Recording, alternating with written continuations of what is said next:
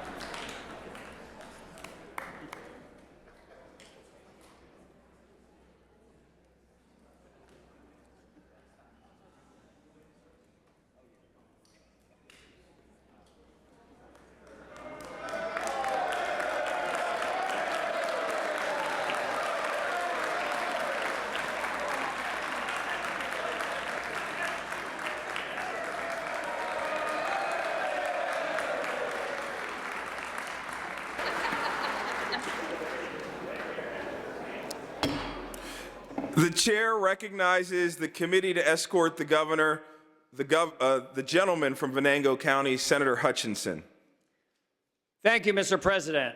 Mr. President, Madam Speaker, members of the General Assembly, as chair of the committee to escort the governor, I wish to report that His Excellency, the governor, is present and prepared to address the joint session.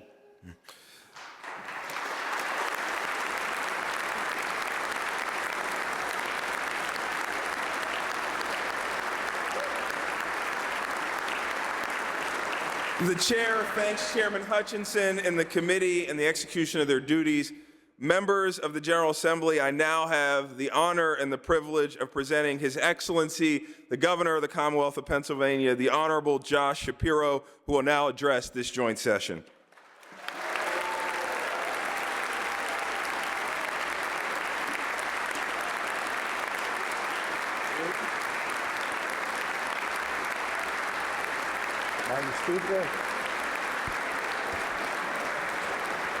Thank you.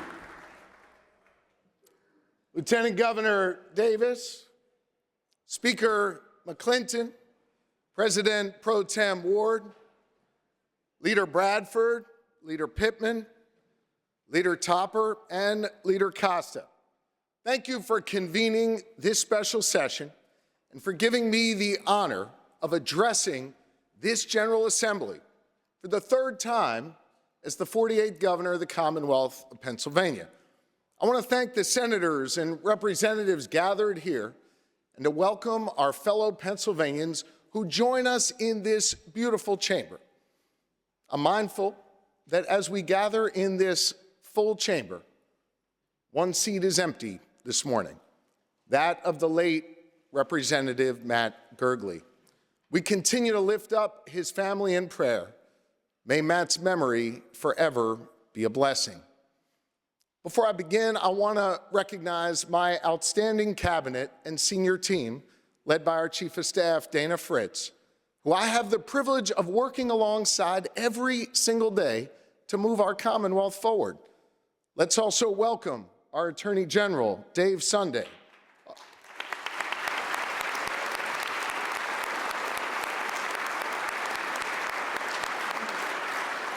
Our Treasurer, Stacey Garrity. And our Auditor General, Tim DeFore. And I especially want to welcome the love of my life and Pennsylvania's First Lady, Lori. Thank you. Thank you for all you do to lift up our fellow Pennsylvanians who aren't powerful enough to have a seat in this room, but whose problems have become our priorities. When this joint session was convened 2 years ago, I addressed you for the first time as governor, and for the first time in a dozen years, a governor addressed a divided legislature. I told you then that we needed to work together, and if we did, we could do big things. And over the last 700 days since that address, I've traveled all across this Commonwealth. I've gotten to see its splendor and meet with folks from all different walks of life. I've stood with our fellow Pennsylvanians in times of triumph and tragedy. Right now in Northeast Philly, people are walking around in their Eagles green, excited about the Super Bowl, while at the same time trying to process the horror of what happened on Cottman Ave on Friday night. Our thoughts and prayers are with the families of the victims of that terrible plane crash, and we're praying for a full and speedy recovery for those injured and battling right now. But through that tragedy, we've seen what makes Pennsylvania so special, our resilience and our willingness to band together to make it through tough times. Neighbor helping neighbor, every level of government working together. We can learn something from that example. And over the last 2 years, I think we have. Because despite our disagreements, we've worked together to get stuff done. We solved problems that languished for decades. We focused on common sense and delivered real results to make a real difference in Pennsylvanians' lives. I'm proud of that work, and you should be too. While there are still many challenges before us and many more problems to solve, we now have a real foundation to build upon. Today, I can report that Pennsylvania is on the rise. 170,000 more Pennsylvanians are working today than when I began my term 2 years ago. We've enrolled 12,000 new apprentices, giving more young people the freedom to chart their own course and the opportunity to succeed. We've attracted over $3 billion in private sector investment and become the top state in the Northeast for regional economic competitiveness. Pennsylvania is on the rise. Our seniors, like Bob Coleman, who join us here from Perry County today, they're staying in their homes because we gave Bob and 520,000 other seniors $320 million in tax cuts.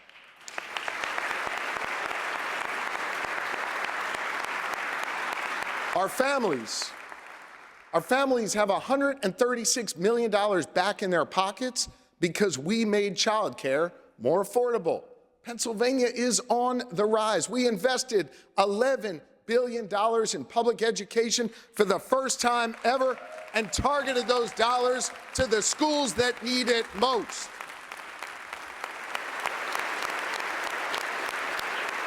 That's right. We did that together.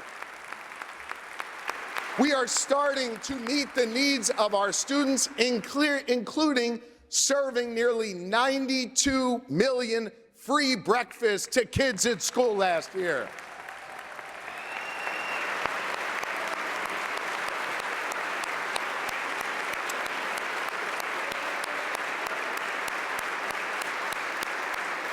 Pennsylvania's on the rise. We processed over 28 million permits in record time, eliminated backlogs, and cut wait lists for life-changing services. We are moving at the speed of business here in Pennsylvania.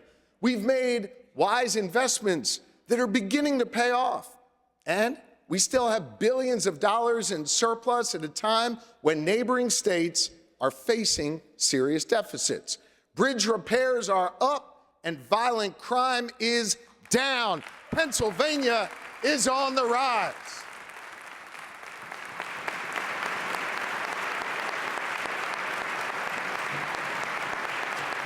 And listen, we've done this work together. Each of the last 2 years, both Democrats and Republicans have voted for common sense budgets that solve real problems. We move the ball down the field, and we put points on the board, and we should celebrate that. But we should be hungry for more. So today, let's talk about what comes next and how we build upon that foundation that we've laid. You know, this nation saw significant political change in the last election. Just 2 weeks ago, you can clap for that, that's all right. Just 2 weeks ago, President Trump was sworn into office with a U.S. Senate and a U.S. House under Republican control. But despite all that change, hang on, you may want to hold your applause for a sec. But despite all that change in D.C., the voters here in Pennsylvania returned a Republican Senate and a Democratic-controlled House with the exact same margins. That's right. Y'all came back with the same margins to continue to work with me to get stuff done. You see, the good people of Pennsylvania looked at all we've accomplished together and spoke loud and clear through their votes and said, go do more of that. Go work together. Go solve problems. Go pass common sense policies. Go build on that progress and go get more stuff done in Pennsylvania. Pennsylvania is on the rise, and we are not gonna stop. You see, we have the resources that we need to make smart investments now and to maintain a responsible balance in reserve. My administration has worked to cut costs and use our money more wisely. Last year, I directed our budget secretary to begin a comprehensive review of every program we offer in our Commonwealth. Known as the REMAP initiative, we started with 3 agencies and identified inefficiencies and costs that can be eliminated. This budget incorporates those savings by sunsetting programs that are duplicative and don't work. In addition to the savings from the REMAP initiative, I directed our Secretary of the Department of General Services to conduct the first ever comprehensive review of every space this Commonwealth owns or leases. The way we work has changed. We need more technology, more hoteling space, and more areas for collaboration. By using the buildings we own as effectively as possible and reducing our reliance on external parking and office leases, we are going to save the Commonwealth tens of millions of dollars over the next several years. And when we save that money, it gives us a chance to invest in the things that matter most, like great schools for our children.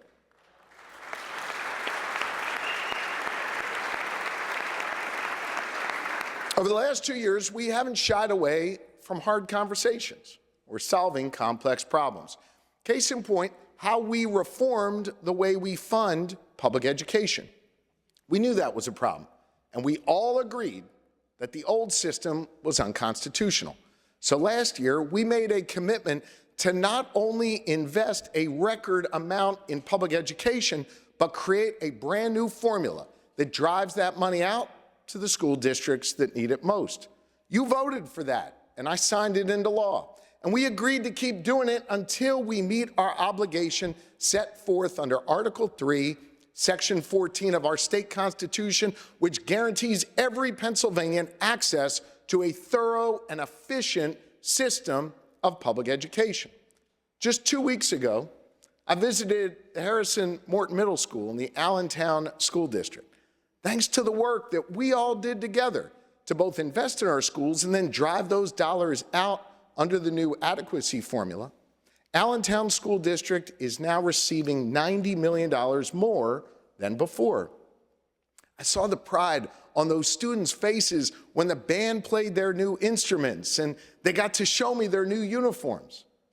I heard the comfort in their voices when they told me that now they had more mental health resources in their school. And I listened to 8th grader Josh Colon Hernandez talk about what a difference it makes to have a new HVAC system that keeps school cool on those warm days. Those kinds of school infrastructure repairs, well, they're happening in more than 250 schools all across our Commonwealth. Josh also told me how much he loves his teachers. And because of our work, we certified more new teachers than at any other time in the past 7 years.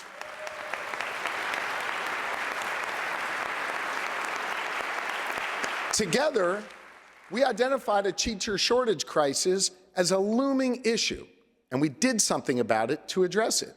We created a new initiative to fund student-teacher stipends to make sure those who are just getting started in this profession are paid for their hard work. I'm proud to welcome Melanie Williams here today. Melanie completed student teaching at Centennial School District in Bucks County last fall.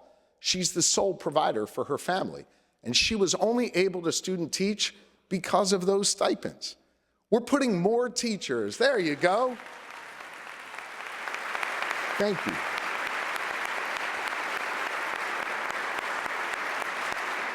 We're putting more teachers in our classroom and expanding the resources available to our students. 778 schools have been able to expand mental health services and hire counselors because we prioritized student mental health. And over 75,000 young people are charting their own course through VOTEC and CTE classes. That's 3,500 more than before. But there's still work to do before we can say we've met our constitutional obligation. My budget continues the path we set out on last year by investing an additional $526 million through that adequacy formula.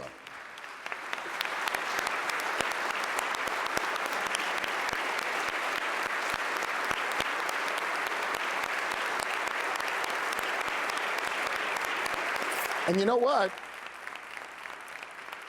That $526 million figure, that's the exact same number we agreed to last year.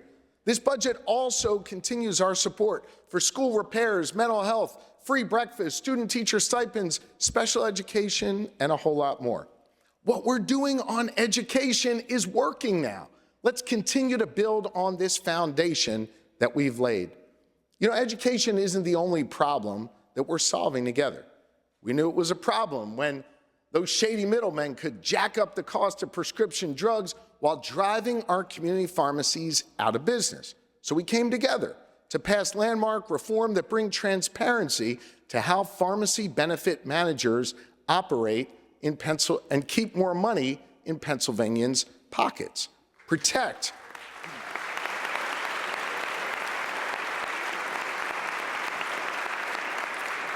We're protecting the small and independent pharmacies we rely on, our communities now. But that's not all. We knew that in neighboring states, energy companies were developing groundbreaking new technologies, leaving Pennsylvania behind. So you passed and I signed legislation that allows companies to invest in carbon capture and energy innovation. On top of that, we stopped forcing our state police to compete with PennDOT by decoupling that funding for the first time in over 50 years. Now with distinct and dedicated funding, we're training 800 new state troopers. We fixed 12,000 miles of roadway, and hear me on this, we repaired more poor-condition bridges than any other state in the entire country.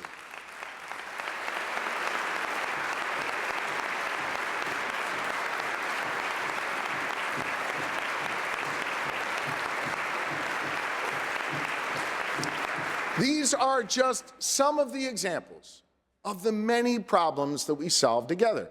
We should be proud not just of the laws we've passed, but the quality of the legislation and the fact that we're solving problems that have seemed so out of reach in this building for so long. So let's solve more problems together, starting with regulating those so-called skill games. Because if we want Pennsylvania to compete and win, we need to take some of the money going into those slots and put it in our state coffers so we can maintain our reserves and keep building on our progress. There are 70,000 unregulated skill game terminals all across Pennsylvania. District attorneys across our Commonwealth are calling on us to regulate these machines and finally provide law enforcement with some clear guidance. On top of that, these machines have no quality control for the customers who are using them, and they're punishing our seniors.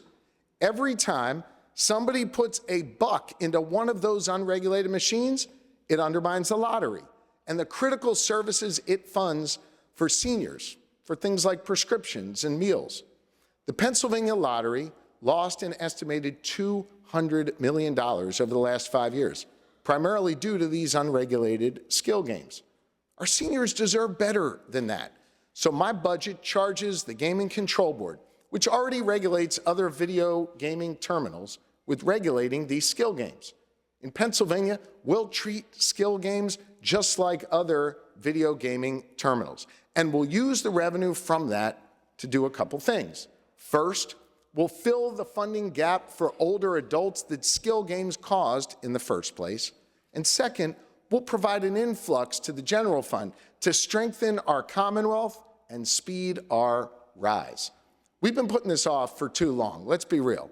It's time to regulate and tax skill games and protect the interests of our seniors and our Commonwealth.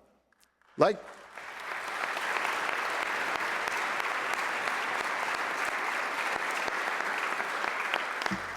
skill games, there's another issue that's long overdue to regulate, and that is adult use cannabis.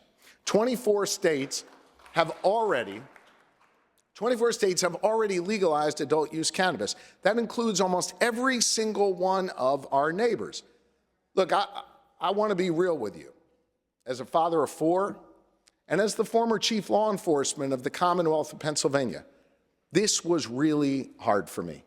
But I took the time to study it and to understand the impacts, to understand the choice between continuing the black market of drug dealing versus a highly regulated industry with protections in place for our children. Letting this business operate in the shadows, it doesn't make sense.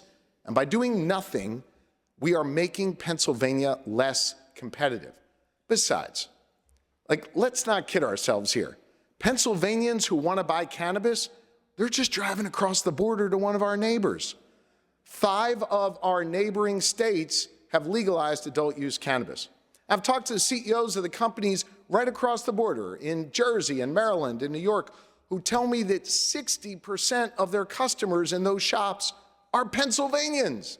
We're losing out on revenue that's going to other states instead of helping us right here. We're losing out on an industry that over the first 5 years will bring in $1.3 billion in revenue to our Commonwealth.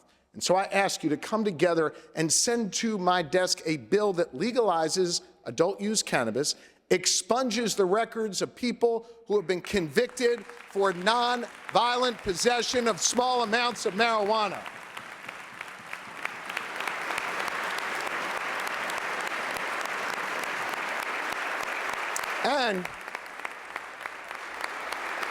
And a bill that sets reasonable regulations, protects public safety, and gives communities that suffered from the criminalization of cannabis an opportunity to succeed.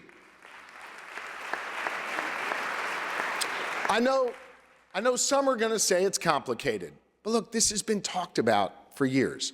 And in just the last 2 years, Ohio to our west, Maryland to our south have legalized. And we keep falling further behind. I've been heartened by the fact that more and more Republicans are joining Democrats coming on board to embrace liberty and economic opportunity. Let's get this done together.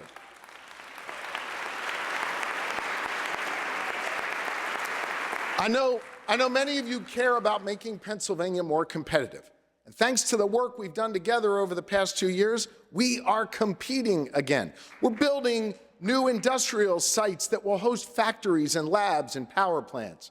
We're improving our main streets and supporting the small businesses that line them. We developed a plan to revitalize downtown Pittsburgh and leverage $60 million in state capital to generate $600 million in private sector investment for the Golden Triangle.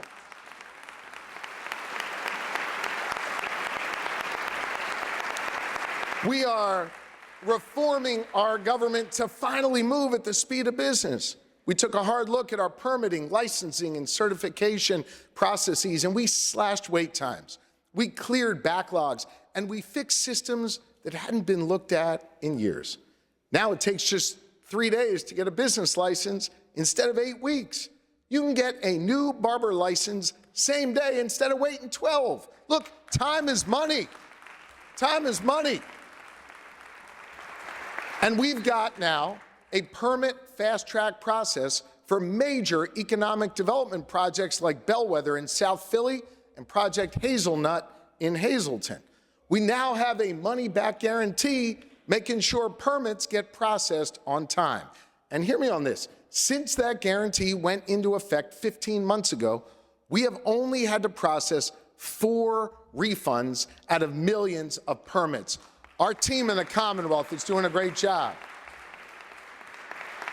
Last year, you passed and I signed into law the SPEED Act to move projects more quickly through the environmental review process. For years, people in this building have been talking about permitting reform. We've actually gotten it done, and the results speak for themselves.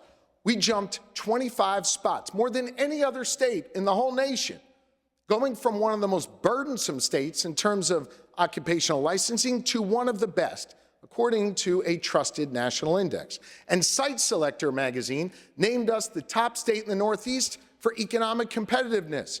We're moving at the speed of business, and we are inking major deals again. Last year, you all came together to deliver $1.1 billion in new funding for economic development. And as a result of that $1.1 billion in incentives that you passed, we've secured more than $3 billion in new private sector investment. That's a great ROI for our taxpayers. Companies like Gecko Robotics in Pittsburgh and Martin's Potato Rolls in Chambersburg, they're growing now with our help.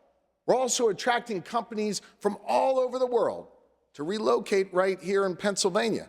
From Il Pastaio, a world-renowned pasta maker that opened up, get this, their first American manufacturing facility in Union County, to biotech companies like Adair Pharma Solutions, who recently moved their headquarters from Jersey to Northeast Philly.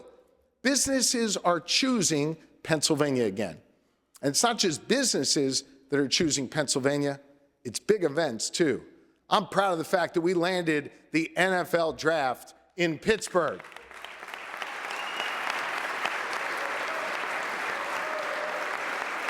This iconic event will bring hundreds of thousands of people to Western Pennsylvania and generate nearly $200 million in local economic impact.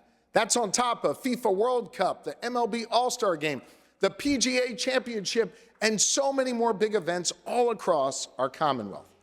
My budget ensures that these epic events will have the resources that they need, because all eyes are going to be on Pennsylvania as we celebrate America's 250th birthday in 2026 and welcome millions of people to where it all began.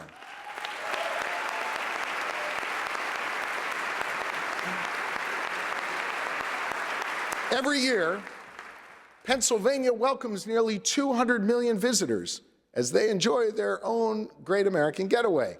They come here for our sports and our history, our small towns, our restaurants, and our craft breweries. They also come here to experience our Commonwealth's natural beauty on a kayak, on horseback, by bike, and yes, even in an RV with their 4 children. Last year, we worked together to invest in tourism, and it's already paying off with more interest, more visitors, and more hotel rooms booked. So this year, let's build on that foundation by connecting more trails and creating more state parks. This budget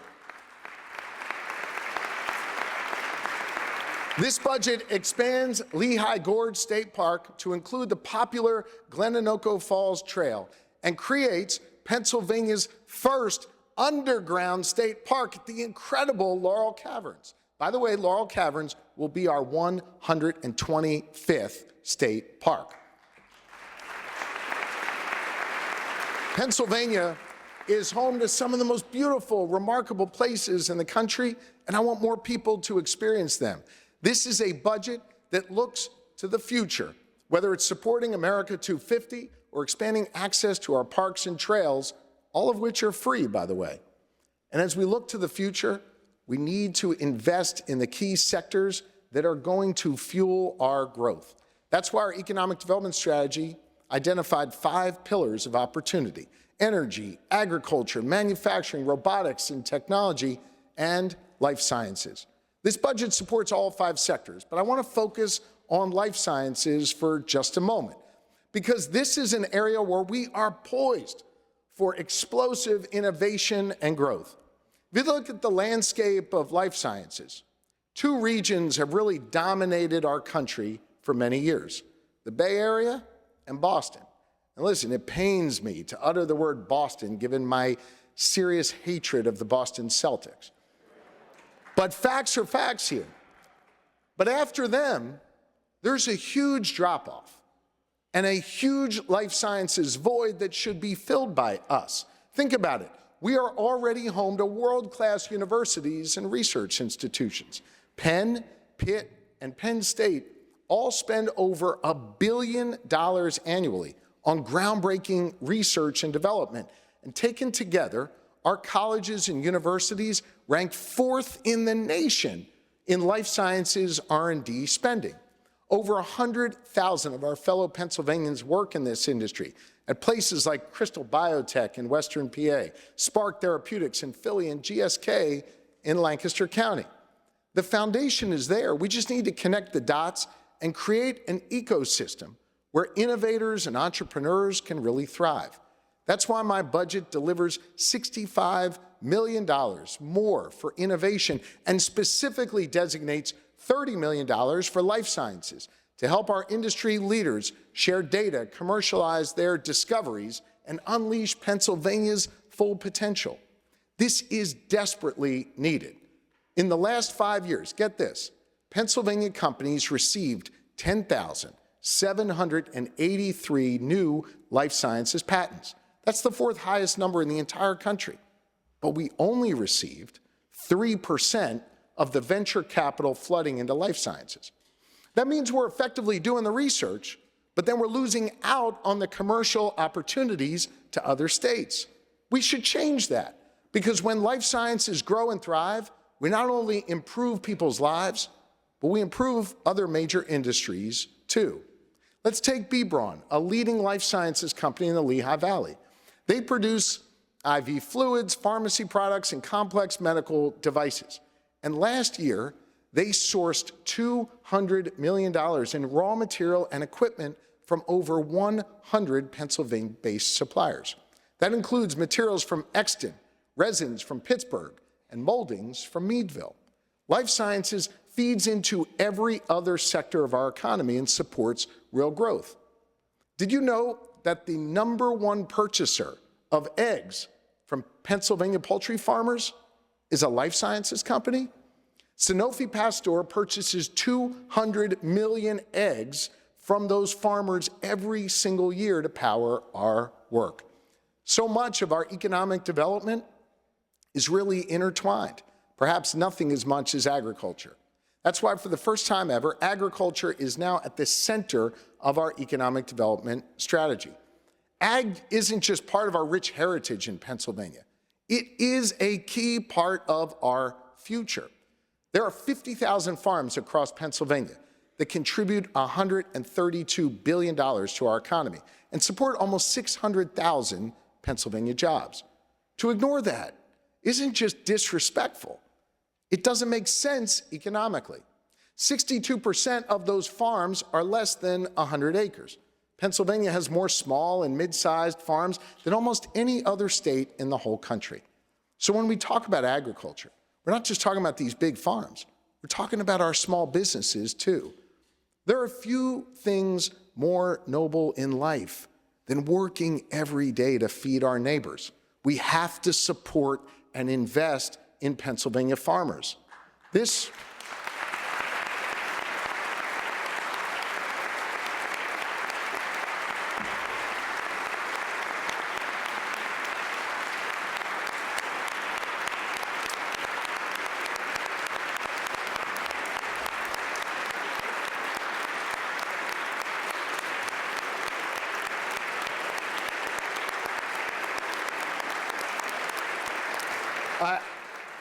I've never seen so many people who represent farmers who can't even clap for them.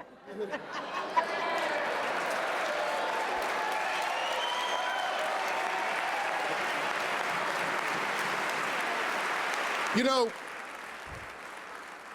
this body came together last year to create the first Ag Innovation Fund in the nation.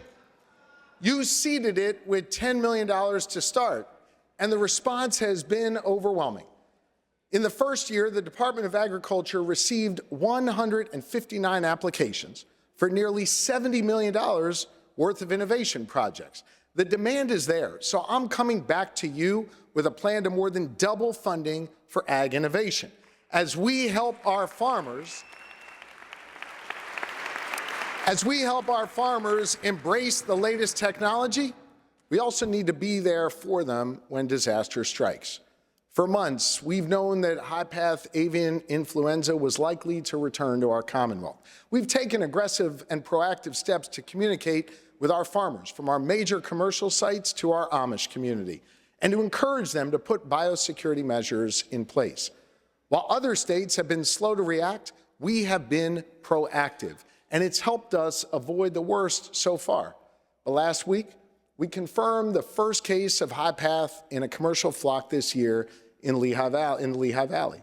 And over the weekend, a commercial flock was infected in Middletown in Dauphin County. The Department of Agriculture is all hands on deck right now, working to reduce the spread and to protect our farmers. But for those who are impacted, I want you to know we are here for you. Thanks to proactive planning, we have the only high-path recovery fund in the nation, with more than $60 million set aside to support poultry farmers whose flocks have been impacted. We are ready to deploy those existing resources to assist our farmers in need. We will be there for our farmers because our economic success runs right through Pennsylvania farmlands.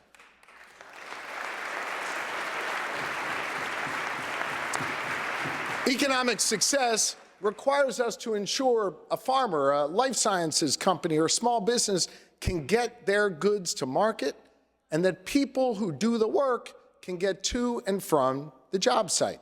Last fall, I was standing next to a repaired bridge in Manheim Borough in Lancaster County, listening to folks in that community express appreciation for PennDOT repairing their bridge over Rife Run.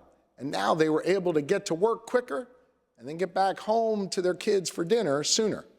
In my first 2 years as your governor, we've delivered over $380 million in new funding for our roads and bridges and used it to repair more poor condition bridges than any other state in the entire country.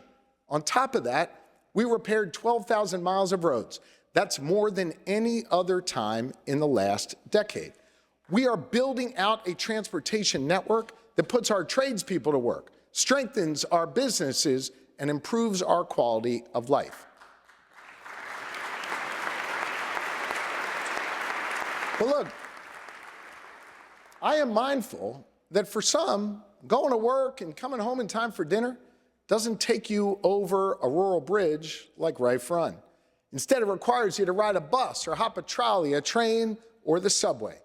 And just like we repair and maintain the bridges on those rural and suburban communities, we also owe it to Pennsylvanians in Pittsburgh and Lancaster, and yes, in Philadelphia, who rely on mass transit.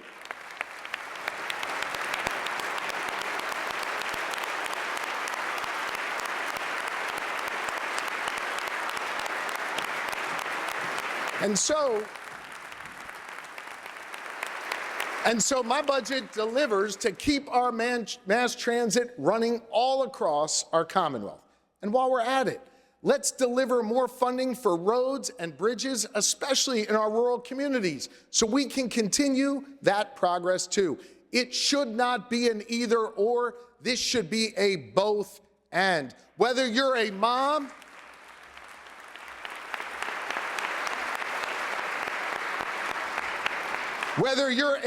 in Mantua, McKeesport, or in Mannheim, you deserve a transportation network that gets you to work and home again in time for dinner safely.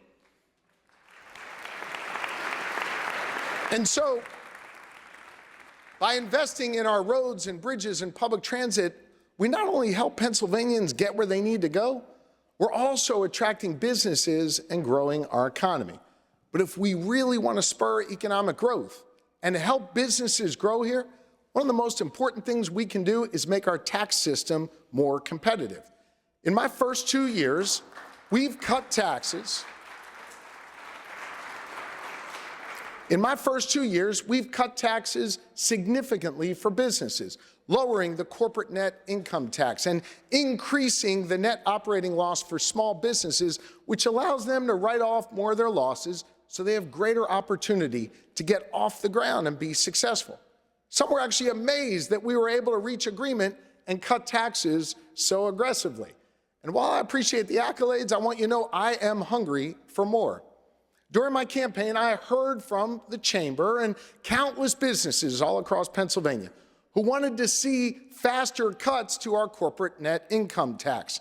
And so that's exactly what this budget does. Let's be more aggressive and speed up these tax cuts by 2 whole years so we can compete more effectively and unleash our Commonwealth's full potential.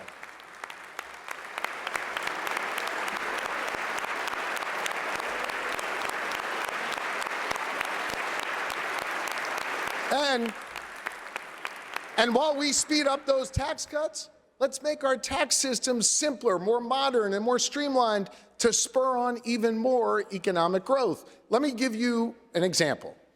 Unlike most other businesses in Pennsylvania, banks and financial institutions pay one of 3 separate taxes instead of the corporate net income tax. One of those bank taxes is so old, it was passed when President Abraham Lincoln led this country. Let's eliminate those 3 outdated bank taxes and make our system simpler and more consistent. This is common sense stuff. And you know what else we can do to make our tax system more fair and consistent? Well, we can close something called the Delaware loophole.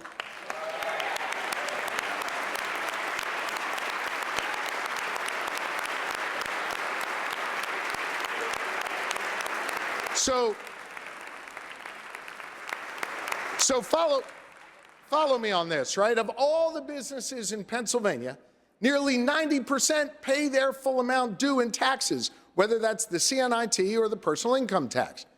But 11% of those businesses, and you know, they're typically the big ones who can afford big-time accountants and high-priced lawyers, well, they take advantage of a loophole in our system to avoid paying their fair share to our fellow Pennsylvanians. It's not fair that they get a free pass while everybody else pays. Think about it. They generate a lot of revenue here in this Commonwealth. They use our roads and bridges and schools and parks, and then they avoid paying taxes here due to an outdated loophole that 28 other states have already closed. That includes states like Texas and Utah, New York and West Virginia, states led by Democrats and states led by Republicans. So let's close the loophole, cut taxes more aggressively, and move on from Civil War era fiscal policy. It's time to get that done.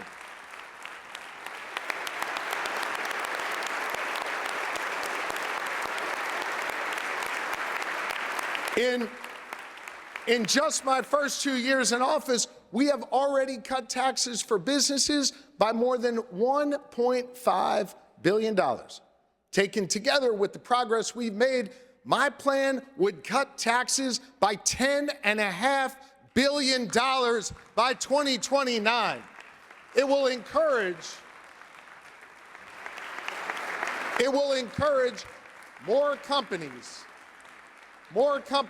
to move here and expand here. It will allow them to reinvest in our workers and expand their operations.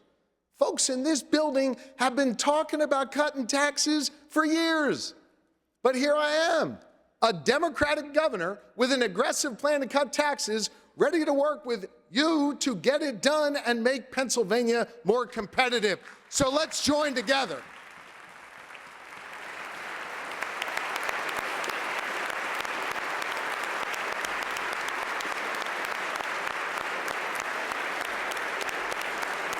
Cutting taxes is important to strengthen our economy.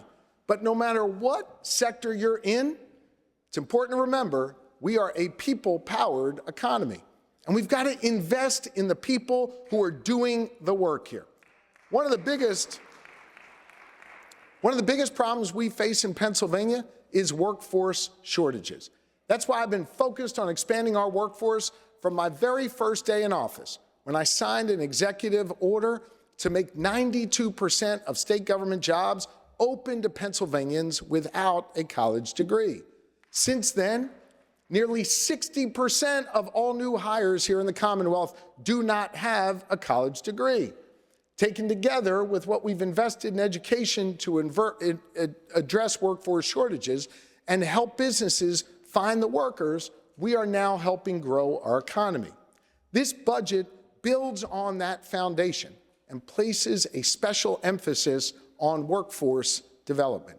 And I want to be clear, workforce is different than employment. There are 170,000 more people working today than when I took office, and our unemployment rate is near historic lows. What I'm talking about is the future of our workforce. We need to ensure that we have enough trained workers in the industries that will fuel our growth. We face growing workforce shortages across several critical sectors, including childcare, direct care, and health care. This isn't unique to Pennsylvania. Other states are grappling with this problem too. But we know how to solve problems here, so let's get to work on it. It starts by respecting all paths to success. Some Pennsylvanians join the workforce right out of high school. Some complete an apprenticeship. Some join the military. Some go to college. There are many paths to success, and we've got to respect and support all of them. That's what we've done together over the past 2 years, increasing funding for VOTEC, career and technical education, and apprenticeships by nearly $65 million. Today, our Commonwealth invests 50% more in workforce development than the day I took office. As a result, we've created over 110 new pre-apprenticeships and registered apprenticeships in just 2 years. And we've trained over 29,500 Pennsylvanians in fields like welding, manufacturing, transportation, and ag. As I said, there's many paths to success. And last year, we came together to make the first significant progress on higher education in 30 years. We directed significant resources toward our public universities and community colleges, while at the same time expanding access to scholarships that make a college education more affordable. And we finally started to fix the problem that I identified in my first budget address of universities competing against each other for limited dollars and then ultimately driving up the costs for students. We created a coordinating council to ensure that we're all rowing in the same direction. And for the first time ever, we are going to incentivize outcomes, paying our universities for their performance in meeting goals like graduating students with in-demand degrees and skills, graduating first-generation college students, incentivizing universities when their graduates stay and work here in Pennsylvania. And so now we need to build on that foundation. My budget keeps up the scholarships and grants we funded last year, and it fully funds that performance-based formula for Pitt, Penn State, and Temple. Let's continue the work we started to create opportunity for Pennsylvanians. There can be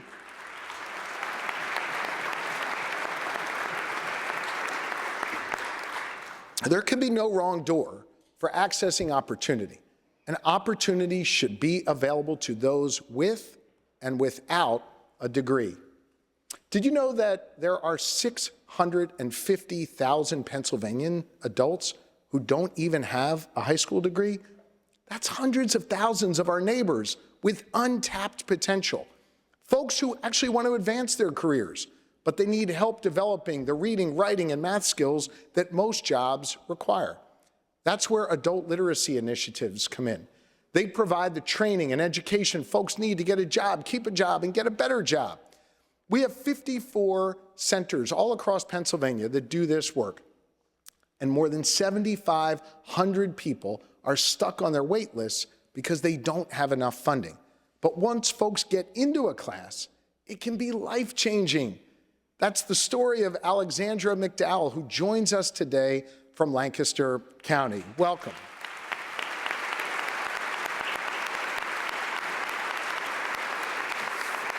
Alexandra took an adult literacy class and then got her GED, which allowed her to get a job as a home health aide, a field with a critical workforce shortage, helping herself and our fellow Pennsylvanians. These classes are the bridge to more people getting a GED. That's why this investment of $6 million in adult literacy is so critical. It's a bridge to opportunity, to grow our workforce. We need to believe in the potential of all people in Pennsylvania and not shut anyone out. So let's open up the doors of opportunity for those 650,000 Pennsylvanians who want to learn so they can walk through. There are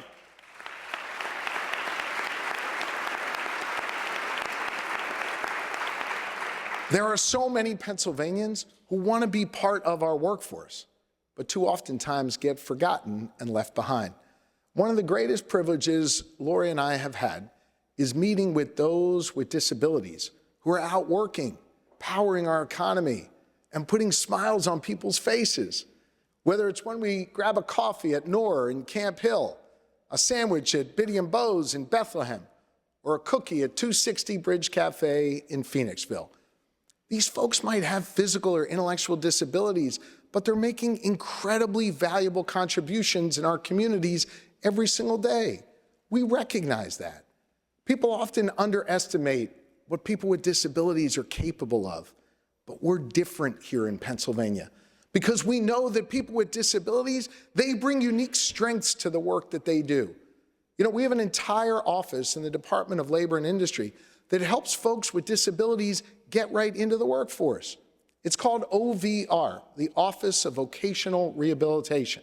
This office doesn't just give workers the skills they need, it actually fosters connections between the 50,000 Pennsylvanians who receive help from OVR and the businesses that are looking for trained workers. This is something that the First Lady herself has worked closely on with our team at LNI, DCED, and the Office of Transformation and Opportunity. One of the iconic Pennsylvania companies that has a history of hiring individuals with disabilities is Sheetz. They've been working with OVR for a few years, hiring Pennsylvanians with disabilities to work in their distribution center. Recently, the First Lady went to Wawa to encourage them to also partner with our OVR team, and they agreed. Look, I know Sheetz and Wawa have always had a bit of a friendly rivalry. In fact, I know there's a bunch of people in this room who have chosen sides in that rivalry. But here's the thing. Sheetz and Wawa and so many others are unified behind lifting up and employing those with special needs and disabilities. I'm proud of both companies, and we're going to keep reaching out to businesses all across Pennsylvania to encourage them to hire people who have so much to contribute to our workforce. I want to thank the First Lady for her leadership in this space and ask all of you to join her and come together to fund the Office of Vocational Rehabilitation so that work can continue.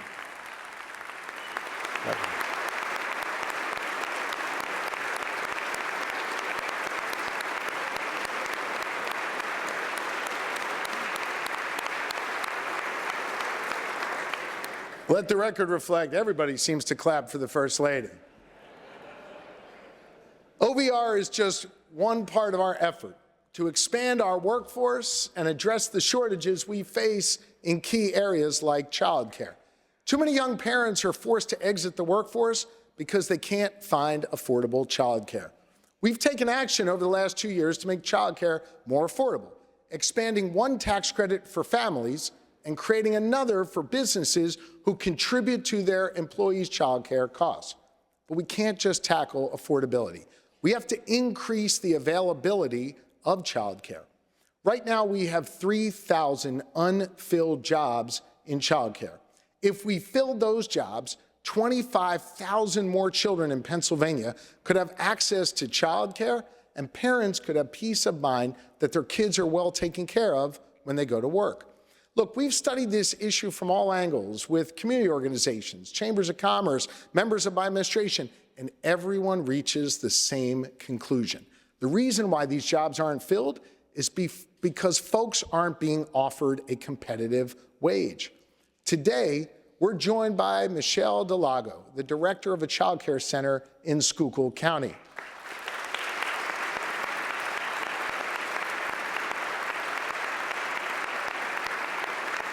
After serving our nation in the U.S. Army, Michelle has dedicated her life to others, ensuring our kids get off to a great start. But it's hard for her to hire enough child care workers because we don't pay them enough. So this budget delivers $55 million to give child care workers in Pennsylvania at least $1,000 in recruitment or retention bonuses.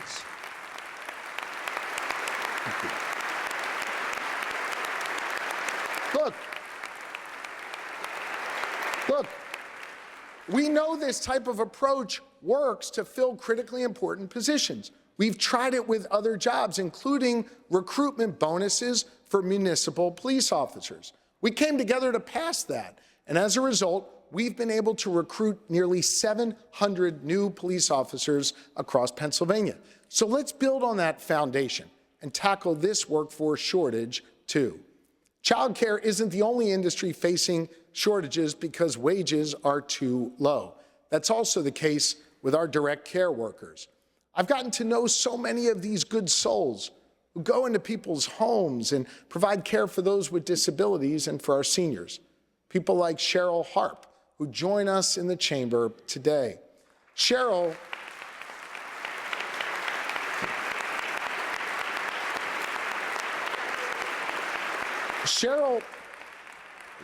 moved home to Harrisburg 10 years ago to care for Veronica, her aging mother.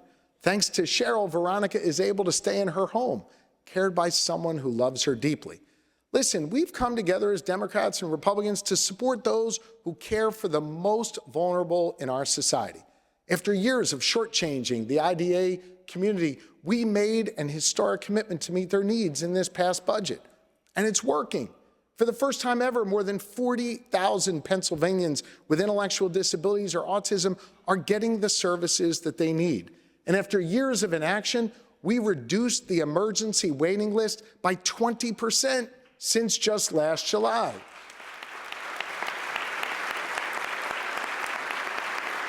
So let's continue to show we care for our neighbors this year by supporting participant-directed care and home care workers like Cheryl with increased wages, paid time off, and access to affordable health insurance.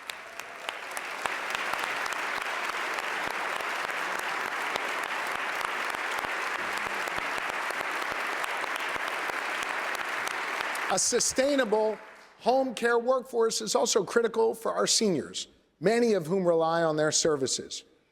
That was one of the takeaways from Pennsylvania's first ever master plan for older adults, Aging Our Way PA. And it's why, as part of that plan, the Department of Aging created a caregiver toolkit to give those caring for our seniors more help doing these difficult jobs. There are 2.6 million Pennsylvanians over the age of 65, and the best way to meet their needs is to work closely with our community partners, including our AAAs. One of the most critical areas our master plan identified was providing better support for our AAAs, which serve as community centers, connect older adults to critical resources, and serve as the front lines of protecting our older adults from abuse and neglect. I visited many of these AAAs, and I've seen how they've been underfunded for too long. This year, we should make a significant new investment in AAAs and support our seniors. We have a special responsibility to look out for those seniors who served our nation. Pennsylvania is home to 800,000 veterans. I recently visited with the General the Delaware Valley Veterans Home to thank them for their service to our nation and to celebrate the holidays together. These are wonderful people who served our nation and deserve the best. As we continue to build a new veterans home in Hollidaysburg, I've directed my team to make housing for veterans a priority going forward and fully fund our veterans' needs. Thank you.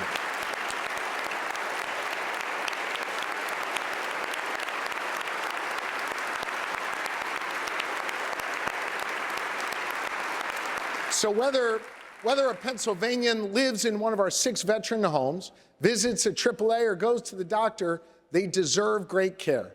But here in Pennsylvania, we are facing shortages of healthcare professionals, especially in our rural communities. Consider this. In urban counties in Pennsylvania, there is 1 primary care doctor for every 222 residents. In rural counties, there is 1 primary care doctor for every 522 residents. That means rural Pennsylvanians who already have to travel further distances to get to their doctor also have less access. To ensure every Pennsylvanian, no matter their zip code, has access to high-quality healthcare professionals, we've got to take action to build a more competitive healthcare workforce. Across this whole budget, we take steps to find more doctors and nurses where we need them most. And we expand an existing and successful loan forgiveness initiative to incentivize more healthcare providers and behavioral health specialists to take jobs all across our Commonwealth. There are also common sense steps we can take to ease these shortages that don't come with a price tag, like giving full practice authority to highly educated, highly qualified nurse practitioners who work under a licensed physician for at least 3 years.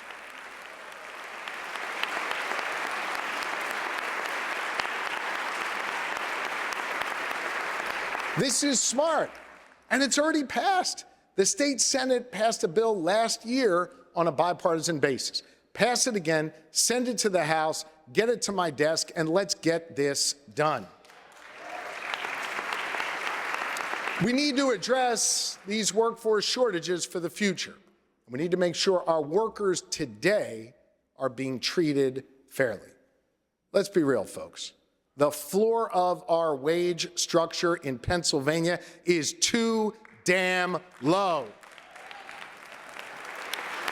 It's been stuck at $7.25 for the last 16 years. And in that time, every single one of our neighboring states has raised the minimum wage for their workers. Maryland and Delaware are at $15. New York and New Jersey are over $15. Ohio's at $10.70. Hell, West Virginia is at $8.75. In the last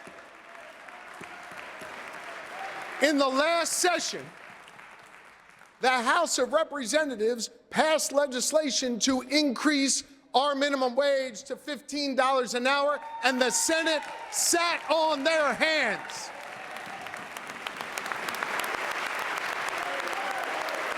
That decision to do nothing is hurting our workers. We have spent so much time passing laws to put money back in people's pockets by cutting taxes. How about we put more money in people's pockets by raising their wages? Let's come together and raise the minimum wage to $15 an hour in Pennsylvania.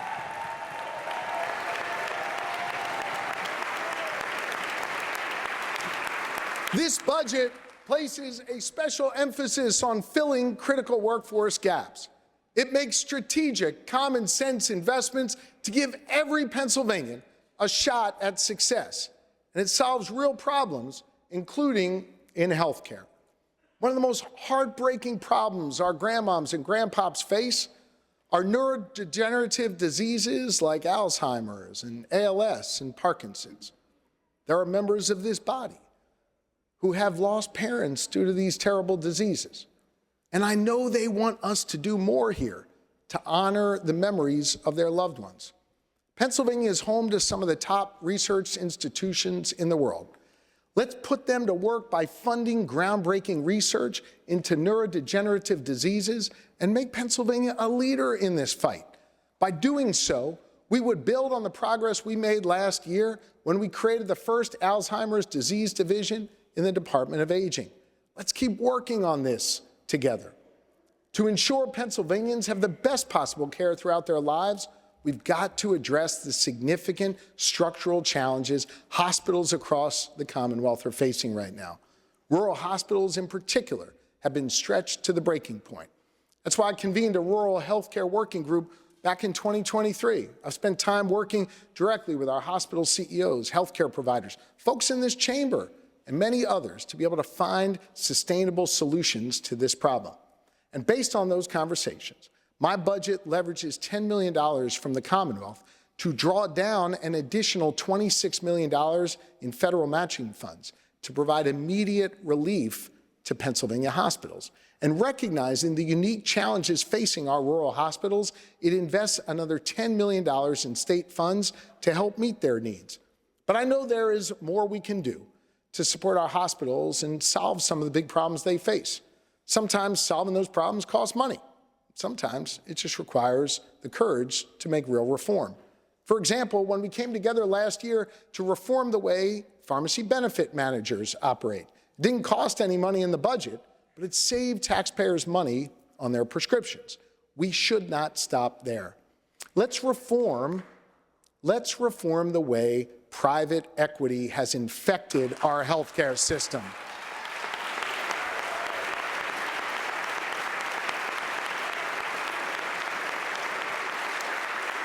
Let me explain this. Let me explain this. Private equity is motivated to make a profit and to make it quickly. It doesn't mean that they're doing something wrong or criminal. They buy up hospitals and healthcare facilities, line their pockets by stripping money and resources from those facilities, and then they compromise care.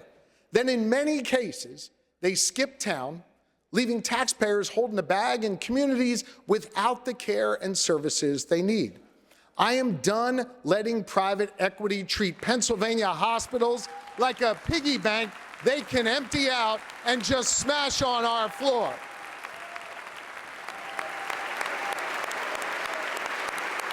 So why don't you join me in standing up for our local hospitals and nursing facilities and put in place real safeguards against private equity?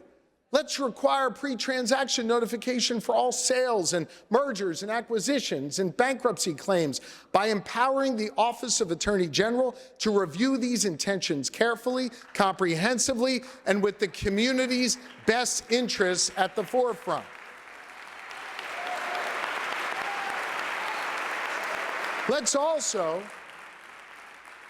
Let's also put an end to the harmful leaseback arrangements where a private equity-backed hospital or nursing home sells their land and then rents it back, often at excessively high prices that push them deeper into debt. Many of you in this chamber have seen the damage that private equity can do to local healthcare facilities. In fact, Democrats and Republicans in the Senate and in the House have sponsored bills to make these needed reforms. Pass the bills, put them on my desk, and stop letting private equity take advantage of our healthcare system and our fellow Pennsylvanians.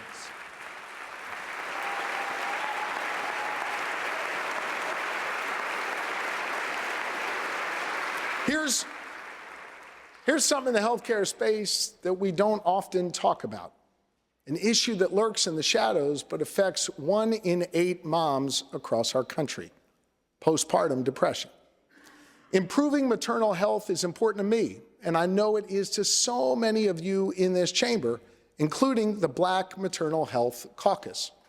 2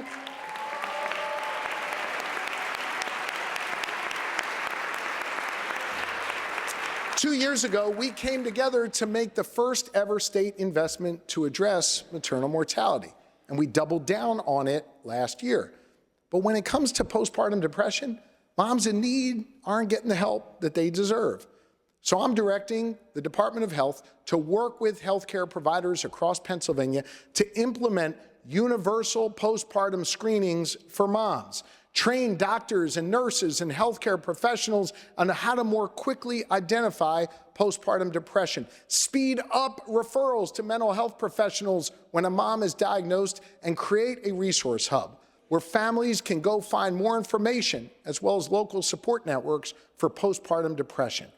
Let's take an issue.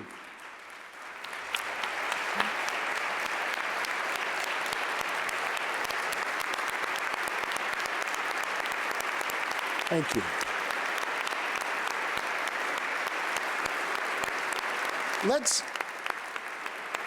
Let's take an issue that lurks in the shadows and put it right in the middle of the conversation. Let's end the stigma around postpartum depression, just like we've worked to end the stigma around mental health. Over the last 2 years, we've made a commitment to treat mental health just as seriously as physical health here in Pennsylvania. We've taken aggressive action to deliver mental health parity. In fact, our review process for parity, led by the insurance department, now serves as a national model. But we can't stop there. There are still reforms that need to be made.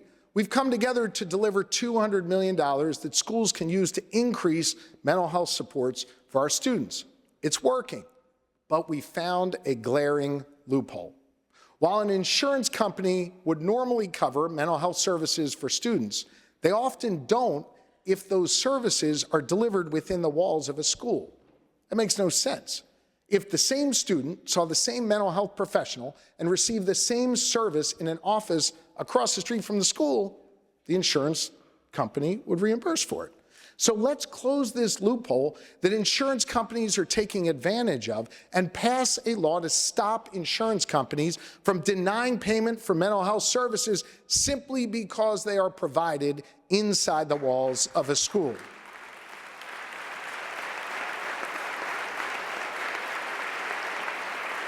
And while we're fixing mental health coverage for kids, here's another thing we should work on. Let's have transparency in pricing in healthcare. Look, if you make any other purchase, from groceries to buying the refrigerator that you store those groceries in, you can look up the price ahead of time and see what the store is going to charge you. You can shop around and make the right choice for your family based on quality and price. You should be able to pick your doctor based on quality and price too. As individuals, we go to our insurance company and we ask, how much will I have to pay to get this inhaler for my kid that he was prescribed? But we actually can't compare that to what other insurance providers would charge. Pennsylvanians deserve price transparency in their healthcare system. So this budget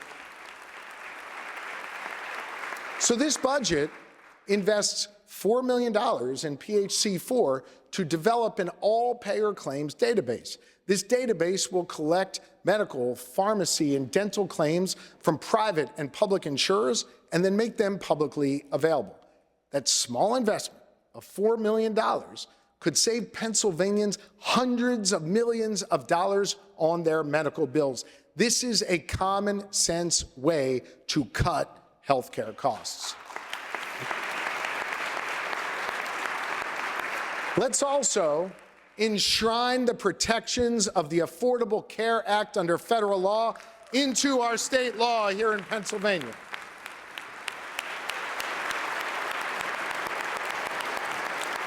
Today,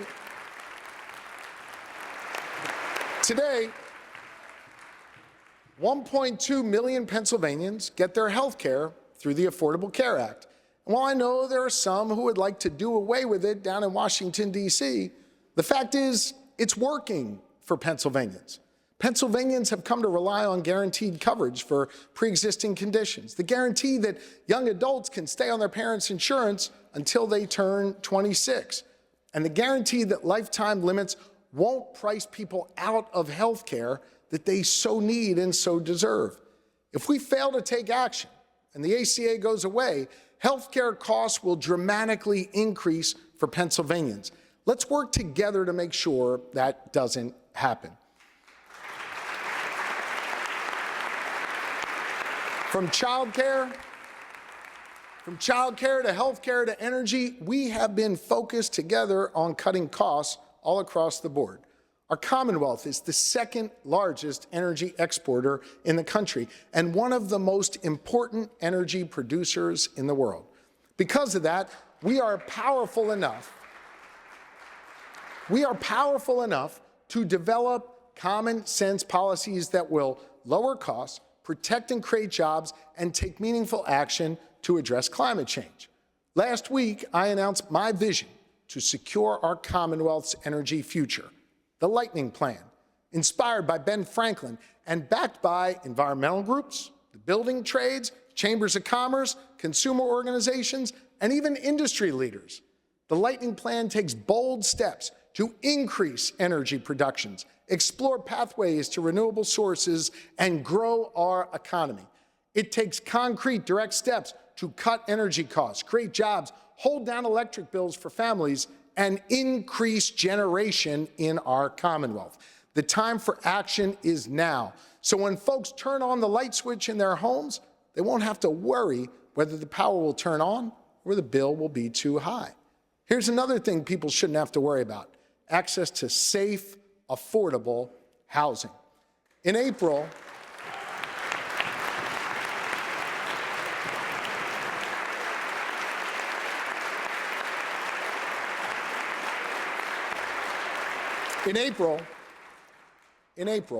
my administration will certify over $1 billion in property tax relief through the homestead and farmstead exclusion.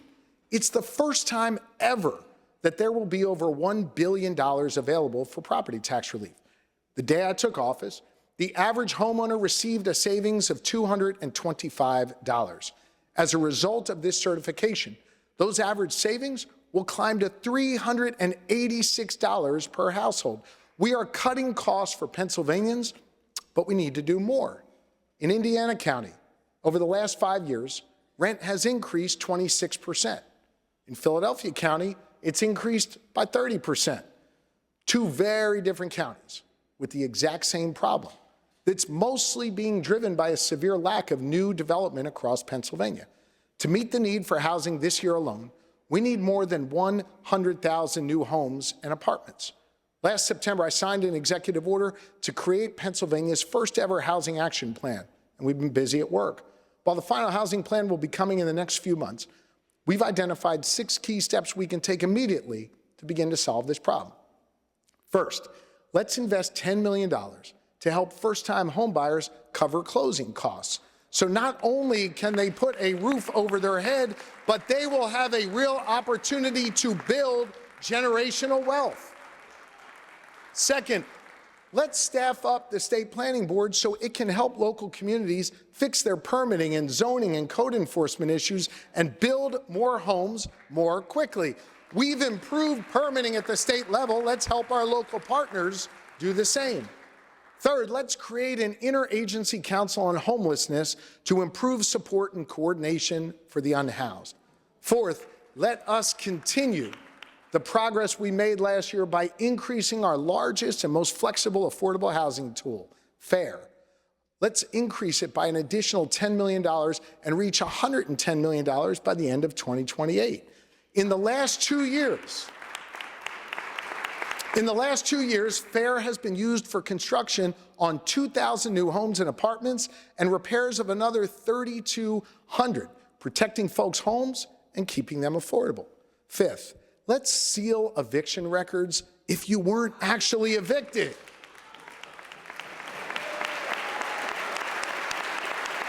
In Pennsylvania, as soon as an eviction is filed, it becomes permanent mark on someone's background, even if that case eventually gets ruled in the tenant's favor. That makes literally no sense. Let's deploy our common sense mentality and fix this together by sealing those cases from public record. And sixth, let's invest $50 million to create a new statewide housing repair fund to help homeowners struggling to make needed repairs to their aging homes.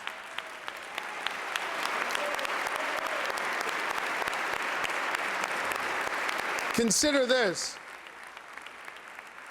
Almost 60% of all the homes in Pennsylvania were built before 1970. Many of them are in dire need of repair. But a lot of homeowners, like Thomasine Frank from Lawrence County, who joins us here today, well, they just can't afford it. Thomasine, who's with us today, has been on the wait list for home repair funding for 2 years now. She's dealing with a leaky roof and a back door that doesn't close right.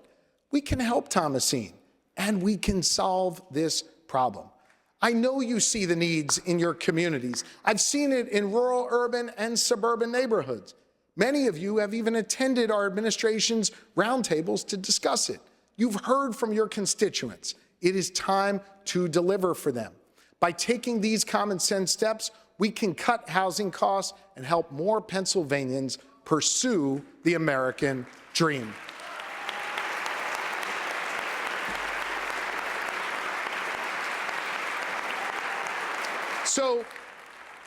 So we're cutting costs. We're cutting costs for Pennsylvanians.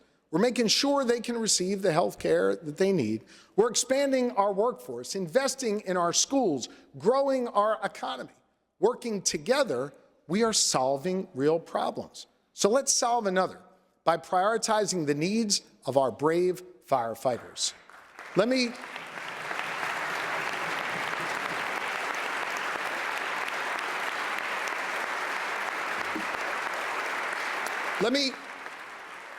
give you an example. The Wilkes-Barre Fire Department responds to 10,000 calls every year, but they're using a fire engine that's more than 30 years old. It's not because they want to, it's because they haven't been able to secure the funding to buy a new one. We're joined today by Wilkes-Barre Fire Department Assistant Chief Travis Temerance and Captain Rich Matchey. Thank you, gentlemen.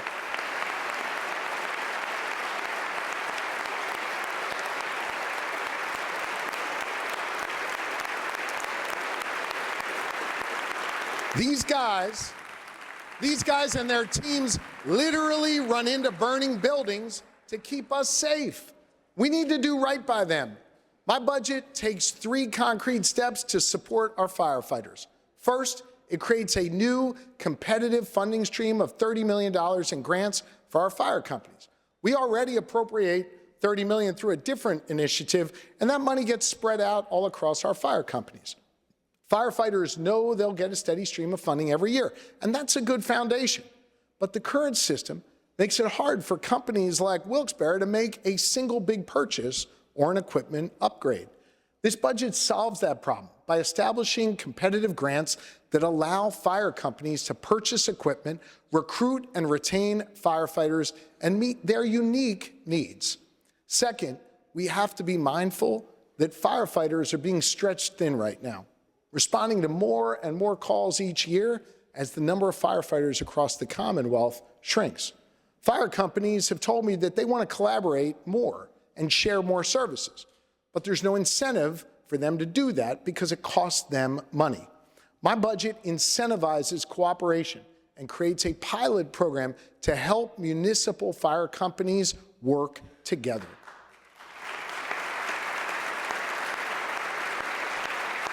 Just like our law enforcement officers and first responders, our firefighters do a dangerous job, and they deserve our support. Third, let's cover cancer screenings for firefighters every single year.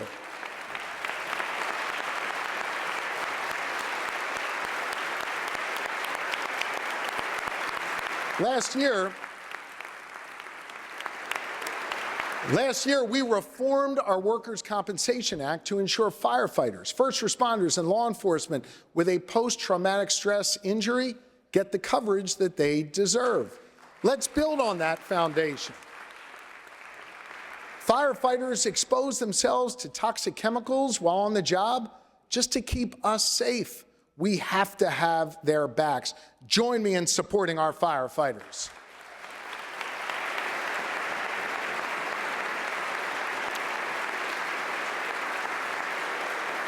Thank you for your service.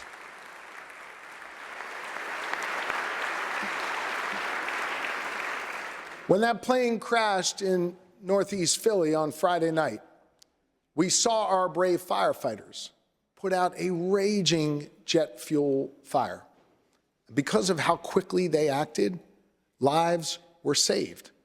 They did that work in partnership with law enforcement.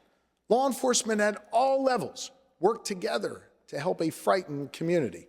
We have to keep investing in our police, especially our state police, the finest law enforcement organization in the entire country.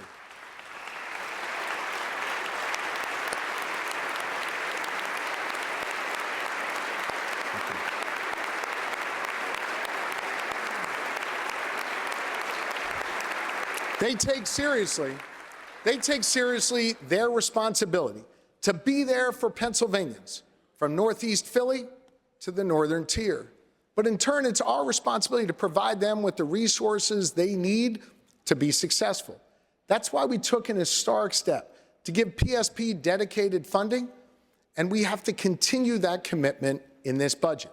We've also funded new cadet classes to offset increasing numbers of troopers nearing retirement.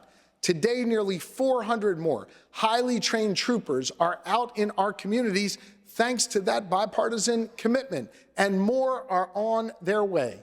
To build on that foundation, this budget adds 4 more cadet classes for the Pennsylvania State Police.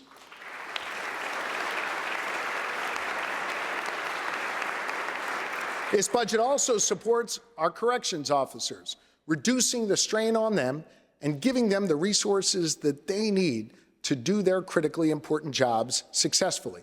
My administration has prioritized filling critical vacancies among our COs.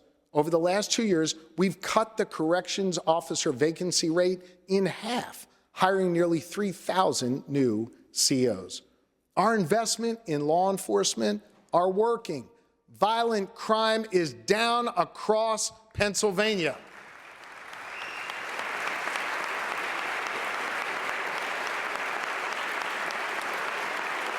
Yep.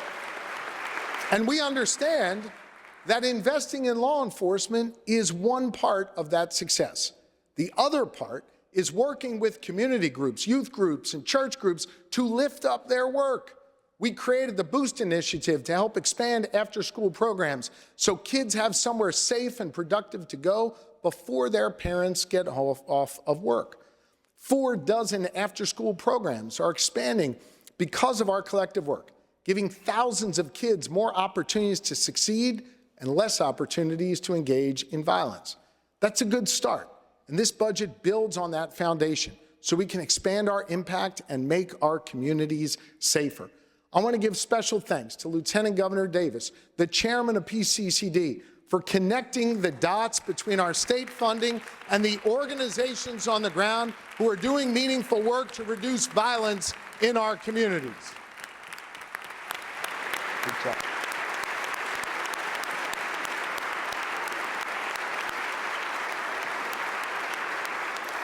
So here's what I want us to do together. Ensure we've got good schools for our kids in every zip code, grow our economy, and cut costs for people in rural, urban, and suburban communities. slash taxes, and spur economic growth. Make healthcare and energy accessible and affordable for all Pennsylvanians. Ensure our kids can walk down the street safely. Stop giving our neighboring states a competitive advantage. These are common sense Pennsylvania priorities that I know we all share. I recognize some may have a different approach to these objectives, but we've got to work at it together. Look, I get how politics works. I know there are some folks in this room who will feel the need to just reflexively be against whatever I'm for. Remember, despite the wave nationally, voters sent the same group back here to keep making progress. And so I ask you to resist the temptation to put politics above people, and instead, let's continue to work together to solve problems in Pennsylvania.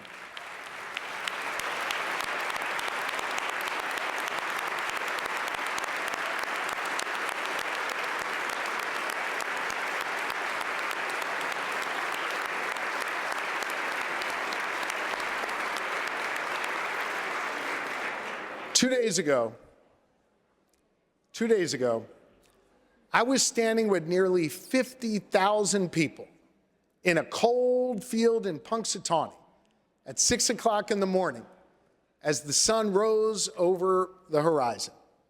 Folks from every corner of our Commonwealth were there. In fact, from all corners of this great country and several foreign countries, gathered together to see our official state meteorologist, Phil, come out and give us a glimpse into our collective future.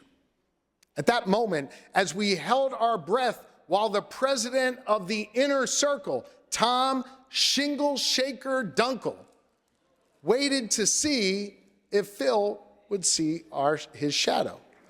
Tom and his wife join us here today in the back of the chamber. Welcome, Shingle Shaker.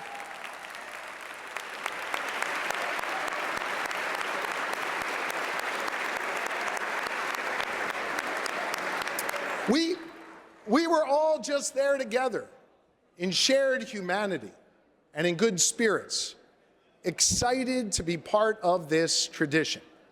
Now listen, I know some folks think we're all crazy for standing in the freezing cold waiting for Phil. But I gotta tell you, I love Groundhog Day. I go every year, and the greatest part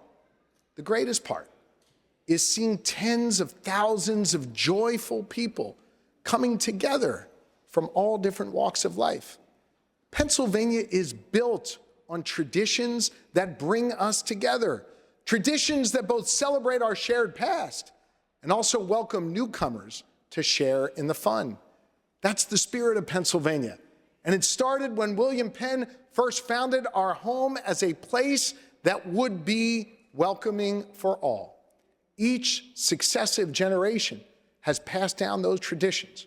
And through it all, we've made sure that Pennsylvania would be a place where everybody belongs. No matter what you look like or where you come from, who you love or who you pray to, a place where you could be comfortable being yourself. A place where we continually forge ahead, never losing the traditions that bind us together, but always creating new pathways of opportunity for all. You know, the first Groundhog Day was held in 1887. And since then, Pennsylvania has stayed true to those values. Our Commonwealth fueled the Industrial Revolution, lifting people out of poverty, powering the middle class, and creating the American labor movement. Pennsylvania workers in energy and steel gave rise to the arsenal of democracy and the most powerful manufacturing base in the world. Our scientists created medical miracles and life-saving remedies, including the vaccine that drove back the scourge of polio. We built the first modern interstate linking Beaver County to Bensalem. From art to music to sports, great Pennsylvanians like Teenie Harris and Andy Warhol, Franco Harris, and Taylor Swift have inspired the world. And all along the way, when the world needed some changing, Pennsylvanians like James Fortin, Cecil B. Moore, and Rachel Carson triumphed through the tumult. But through it all, Our legacy has been defined every day by folks rising up, demanding more, seeking change, and always keeping us on that path toward progress. I'm inspired by those people, and we owe it to them to tackle the challenges we face today with that same spirit, with principled common sense and a respect for all. By staying true to our values, I know we can work together to get more stuff done. And of course, by honoring our traditions, including the tradition of getting our weather from a groundhog. Listen, I'm proud as hell to be your governor, to take up that baton of progress passed down through the generations and run toward a future filled with opportunity for all. Ladies and gentlemen, Pennsylvania is on the rise. Let's keep reaching for that horizon together. May God bless you and our fellow Pennsylvanians, and may God watch over the men and women of the Pennsylvania National Guard and all who wear the uniform. Thank you. God bless you.